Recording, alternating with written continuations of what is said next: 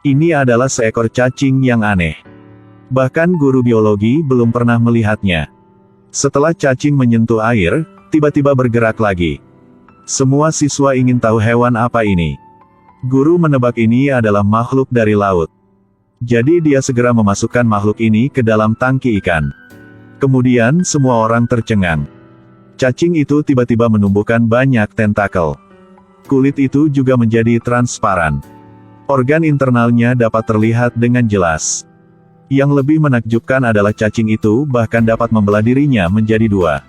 Melihat adegan ini, guru juga tercengang. Cacing itu tiba-tiba membuka mulutnya. Tangan guru digigit oleh cacing, jadi tidak berhenti berdarah. Dia melihat lukanya tidak besar, ia pikir itu akan normal setelah beberapa saat. Tidak ada yang menyangka, setelah itu, banyak hal aneh terjadi di sekolah. Setelah kelas malam, kepala sekolah ini hendak pulang.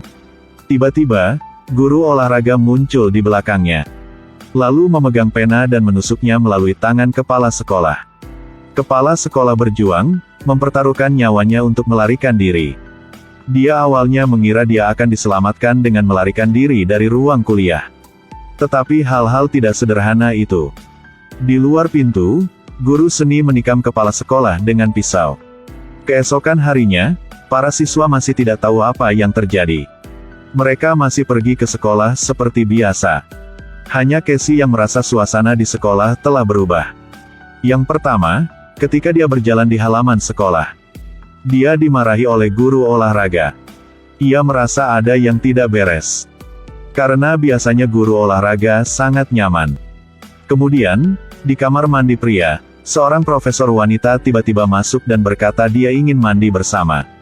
Hal-hal aneh ini mengalihkan perhatian Casey. Dia melihat keluar jendela. Guru olahraga berendam di bawah keran di halaman sekolah. Hal-hal aneh terjadi berturut-turut yang membuat Casey mulai panik. Dia berniat menggunakan kamera untuk berfoto. Pada saat ini, guru seni menatap Casey dengan mata aneh. Casey berkata tentang hal yang aneh yang dia lihat kepada Delilah. Keduanya memutuskan untuk menyelidiki semuanya. Mereka menyelinap ke kantor guru. Mereka ingin menemukan beberapa petunjuk di sini. Tapi belum menemukan petunjuk yang berguna. Maka di luar pintu muncul sosok seorang guru. Keduanya panik dan bersembunyi di lemari. Melalui celah di pintu, mereka melihat. Mereka melihat guru olahraga sedang berbaring di atas gadis di sofa. Kemudian berubah menjadi monster. Dan gunakan ujung lidahnya untuk membunuh gadis itu. Apa yang terjadi? Delilah diancam akan jatuh dan duduk di tanah. Guru olahraga mendengar suara yang apapun. Dia mau melihat apakah seseorang bersembunyi di dalam. Namun ketika ia membuka lemari, Casey memegang sebatang besi dan bergegas ke guru olahraga. Keduanya buru-buru berlari keluar dari kantor, lalu bertemu dengan kepala sekolah. Kepala sekolah bertanya apa yang terjadi. Delilah menceritakan tentang semua yang baru saja terjadi. Semua orang menoleh untuk melihat. Maka gadis itu masih normal. Tapi tidak, berdiri tepat di belakang mereka. Sepertinya semua guru bermutasi. Tak cara yang lain, keduanya terus melarikan diri. Setelah berlari keluar dari sekolah, Casey memilih untuk melapor ke polisi. Lalu ia mengantar orang tua ke sekolah. Polisi dengan hati-hati memeriksa kantor.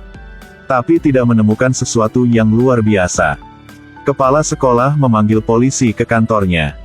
Setelah mereka keluar, Casey memperhatikan bahwa tatapan polisi itu juga berubah. Dia tidak ingin menimbulkan masalah lagi, jadi dia dengan cepat mengakui kesalahannya dan menyuruh orang tuanya untuk segera meninggalkan.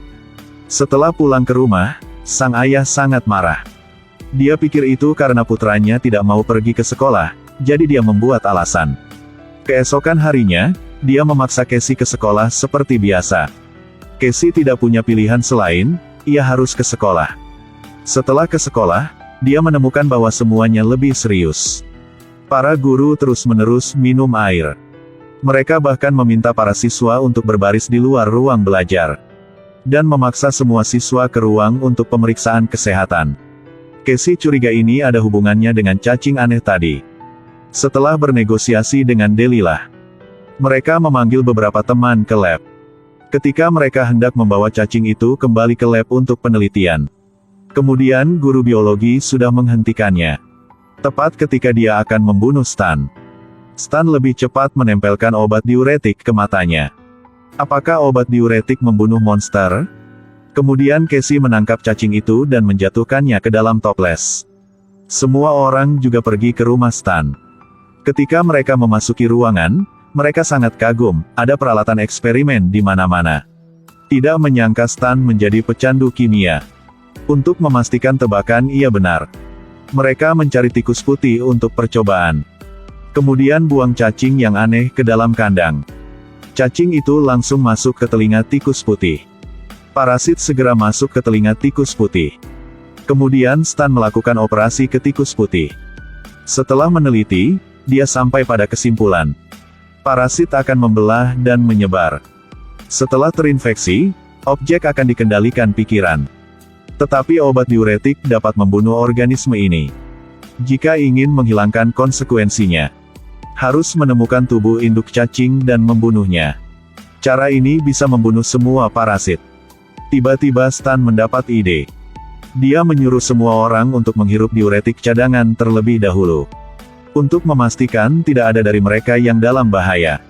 Tak disangka, mereka tidak tahu kapan Delilah terinfeksi. Dia menghancurkan semua peralatan eksperimen dan berlari keluar. Tidak punya pilihan selain, mereka minum beberapa diuretik yang tersisa, lalu keluar untuk mencari tubuh cacing induk. Saat ini kompetisi rugby setahun sekali di kota ini sedang diadakan. Mereka menduga bahwa monster akan bertindak di sini. Seperti yang diharapkan, kepala sekolah berbaur dengan orang banyak. Guru seni membisikkan sesuatu padanya. Semua orang harus memikirkan cara untuk menjebak kepala sekolah. Seorang bocah bergegas untuk mendorongnya ke bawah. Gadis pirang ini menuangkan semua diuretik ke seluruh tubuhnya. Tapi tebakan mereka salah, dia bukan objek mengandung tubuh induk cacing. Mereka tidak dapat menemukan objek yang mengandung tubuh induk cacing, obat diuretik hanya tersisa 2 tabung. Jadi siapa adalah objek mengandung induk cacing? Bocah berambut keriting itu menebak itu adalah guru olahraga. Dia buru-buru mengambil obat diuretik untuk mencari objek. Beberapa saat kemudian, bocah berambut keriting muncul di pintu. Dia berkata objek mengandung induk cacing itulah guru olahraga. Dia menyuruh semuanya segera ke sana. Casey menyuruhnya untuk menghirup beberapa obat diuretik. Tapi ia membuang obat itu. Ternyata bocah berambut keriting juga terinfeksi. Sisanya dikurung di ruangan, mereka tidak bisa keluar. Hanya 1 tabung diuretik yang tersisa. Stan mengatakan dia masih memiliki beberapa diuretik yang tersisa di mobilnya. Jadi ia dan Casey keluar melalui pintu belakang. Keduanya baru saja berlari ke tempat parkir. Kemudian dikejar oleh sekelompok monster. Mereka hanya bisa berpisah dan melarikan diri. Casey panik dan berlari ke ruang. Tetapi begitu dia menutup pintu, dia menemukan bahwa gadis berambut pirang telah berubah. Ternyata dia adalah objek mengandung induk cacing. Tidak heran dia menumpahkan semua obat pada kepala sekolah. Tanpa diuretik, mereka hanya bisa kabur. Casey berlari ke stand kolam renang. Monster itu mengejar, Casey buru-buru menyalakan mesin. Monster itu ditahan oleh mesin. Casey memegang tabung diuretik yang tersisa. Menusuk ke mata monster itu. Ia berhasil membunuhnya. Semua orang baru saja mengalami berbahaya. Akhirnya, para guru juga telah pulih secara normal. Casey membunuh monster itu, menjadi pahlawan kota Matya. Kemudian memulai hubungan cinta dengan Delilah. Film ini seperti film tentang manusia serigala. Setiap kali dia berubah, teman sekelas werewolf itu kebetulan bernasib buruk. Film ini sangat spesial, layak untuk ditonton. Ada juga banyak aktor yang akrab di film.